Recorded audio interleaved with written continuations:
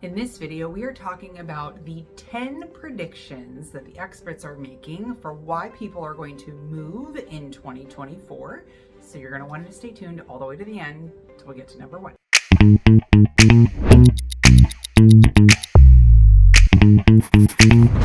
What's up, everybody? It's Cassandra Lopez with the Bremerton Broker channel. If you're new to the channel, you're going to want to go ahead and subscribe. This channel is all about real estate when it comes to death, divorce, taxes, and investing. So be sure to tap that little bell so you're notified every time I drop a new video, and you can reach out to me directly. This is my cell phone and my email. Be sure to reach out if there's anything I can do to support you in any of those arenas. Over the last few years, directly as a result from this channel, I've had the privilege of helping dozens of families move to the Bremerton area. I've also helped a couple of families sell their homes and move away from the area due to work or family or whatever. But we're going to talk about all that stuff in this list because I think it's super important. I think my viewer base would really appreciate this and resonate with this because a lot of this is going to be applicable to your situation. Number 10 on the list is you need a change of scenery. You need a change of job. You need a change of location of your job. So for example, I had clients who had moved here from across the country. They were now working remote and they decided, I need a change of scenery. I don't like my home state where I'm currently living. Can I take my job with me if I move to Bremerton? So they did and they did. So they moved here, they bought a house, they kept their jobs, they worked remote, everybody lived happily ever after. And that happened over and over. That was kind of a common theme from my experience in helping people who needed to find a change of scenery. Number 9, and this almost ties in with number 10, but this would be like a corporate relocation or an out of area relocation. And this would be is if your boss moves you for you. So this is very applicable to military active duty. This would be applicable to people who work for civil service DoD who have temporary orders, maybe looking for midterm housing. This would be applicable for any one of the giant anchor stores, corporations that we have here like Costco, Nintendo, Microsoft, Facebook, Amazon, all of these big corporate headquartered locations that relocate people all the time. So if that's you, then let me know because we can make this super streamlined for you. Number 8 on the list, and this is a big one. This is time to downsize. So, and I'm actually surprised this is so far down on the list. So right now, baby boomers, they are our largest demographic of home sellers. So what does that mean? It means that they're selling houses like crazy left and right because the house that they're living in currently does not fit their lifestyle. So maybe they're tired of stairs. Maybe they're tired of keeping up a large yard. It could be a number of things. Maybe their house is too large and they don't want to clean it anymore.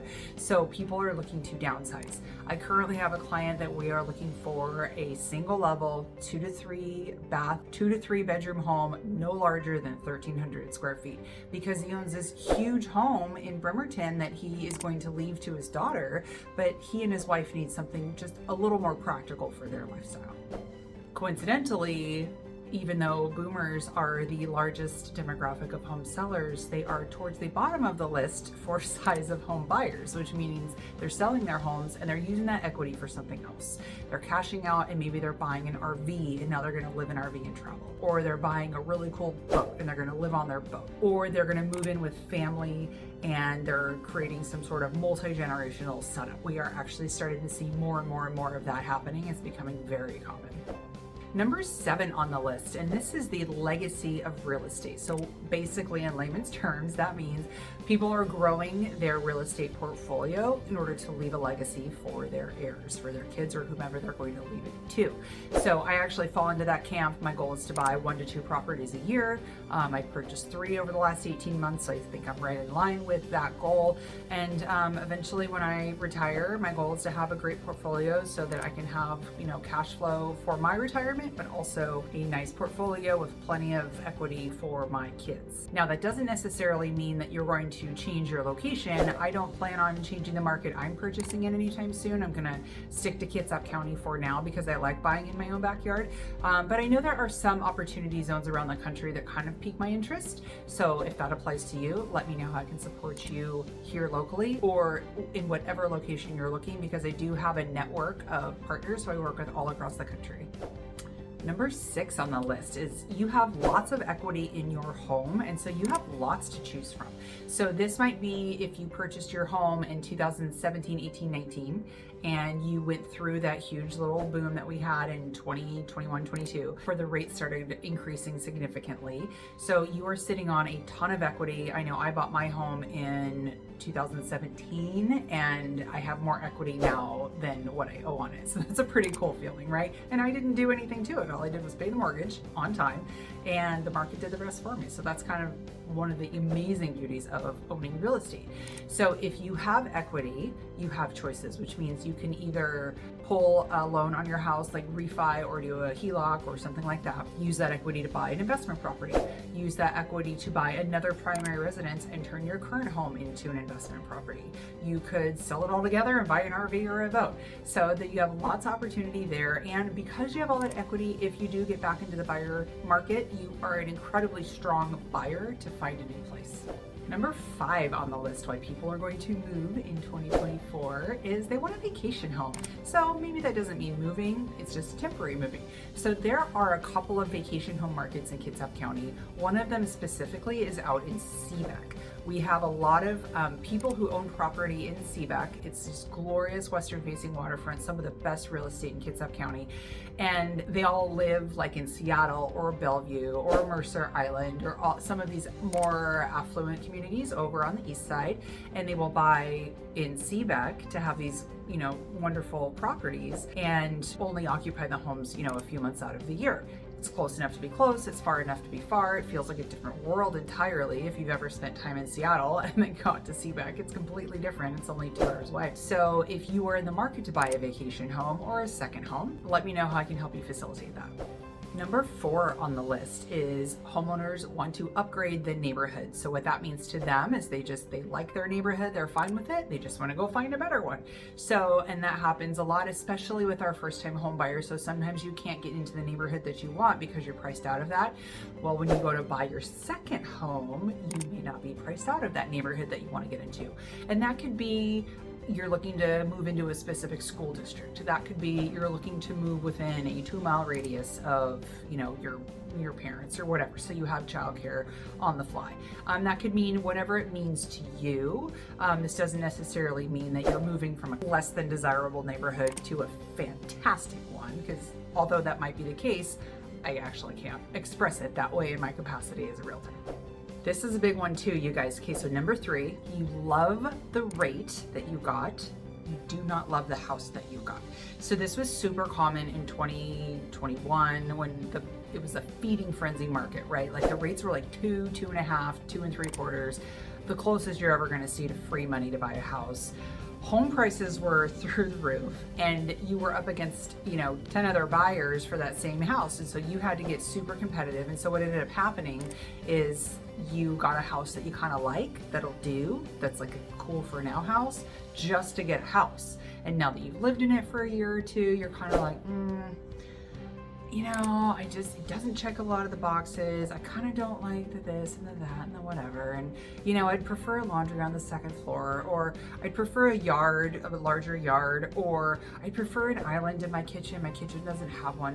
So there's, you know, lots of things going on there that after you get to know your home, you're kind of like, So there was actually a survey done, and of people who purchased homes in 2020 and 2021, 82% of them did not like something major about their house. Like there was a major box that went unchecked just because they needed to get into a house, and that's the only way they were going to get one, was to concede on a bunch of their must-haves. So if that's you and you love your rate but you don't love your house, let's talk, because you still have equity.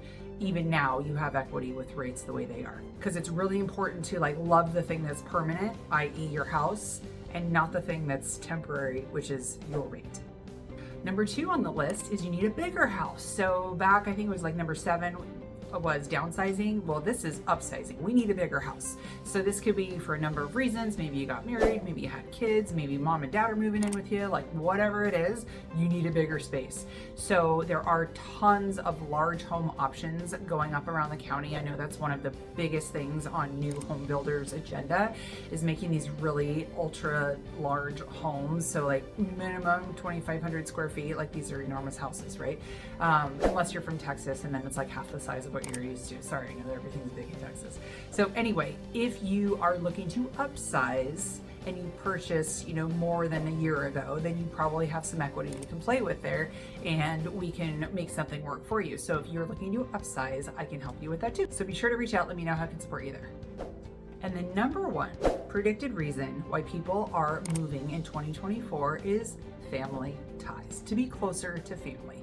So mom, dad, sister, cousin, aunt, uncle, whomever, you guys all want to be close to each other. And I think this is really kind of like a key thing that happened because of the COVID. We were all isolated. We couldn't be around each other, and we kind of just realized how much we appreciated being able to like go to mom's house, go to brother's house, go to whomever, right? And be close to our people.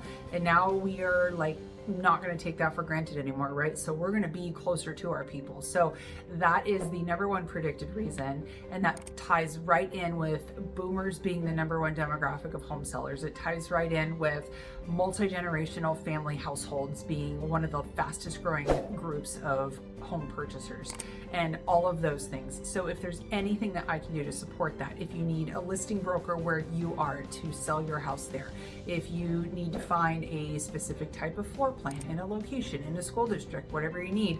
I've been here for 23 years, you guys. I pretty much know everything that's going on around here.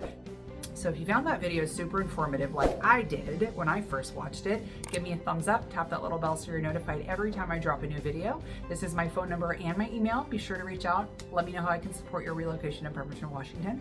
Bye for now.